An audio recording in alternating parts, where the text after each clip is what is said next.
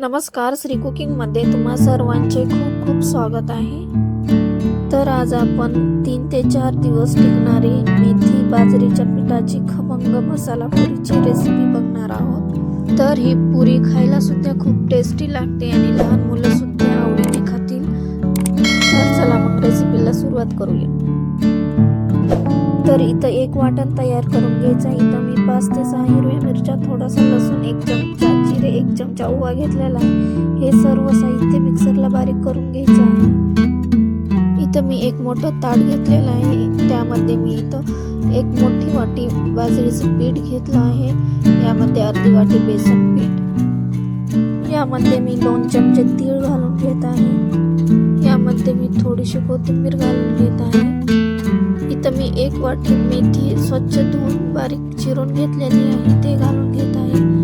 आता यामध्ये वाटण तयार केलेलं घालून घ्यायचं आहे। यामध्ये थोडंसं हिंग, चवीनुसार मीठ, 1 चमचा हळद, हे सर्व आता छान असं मिक्स करून घ्यायचं आहे। हे सर्व छान असं मिक्स करून घेतलेलं आहे। यामध्ये आता मी 1 पळी तेल घालून घेत आहे। तेल घातल्यानंतर छान असं मिक्स करून घ्यायचं आहे आणि थोडं थोडं पाणी घालून पीठ घट्टसर मळून घ्यायचं आहे। हे बघा, इथं मी पीठ मळून घेतलेलं आहे। एक घट्टसर असं मळून घेतलेलं आहे। असंच पीठ मळून घ्यायचं आहे, घट्ट एकदम। चला मग आता पुरी बनवून घेऊया। इथं मी एक पोळपाट घेतलेला आहे, त्याला थोडंसं तेल लावून घेत आहे आणि बारीक पिठाचा एक लहान गोळा घेतलेला आहे। आपण पुरी बनवून घेऊया।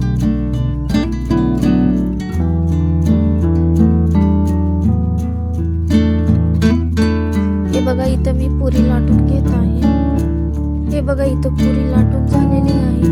पुरीला गोल आकार येण्यासाठी इथं मी वाटीच्या साहाय्याने गोल पुऱ्या बनवून घेणार आहे।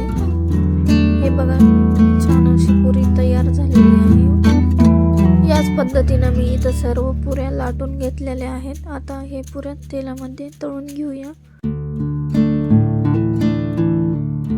हे बघा, तेल पण छान असं गरम झालेलं आहे। आता यामध्ये पुरी घालून घेऊया आणि मीडियम गॅसवर छान अशा खरपूस होईपर्यंत पुऱ्या तळून घ्यायच्या आहेत।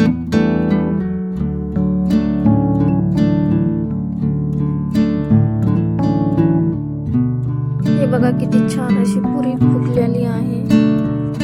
दोन्ही साइडने पुरी छान अशी तळून घेऊया। बघू शकता तुम्ही, दोन्ही साइडने पुरी छान अशी खरपूस अशी तळून झालेली आहे। आता आपण ही पुरी काढून घेऊया।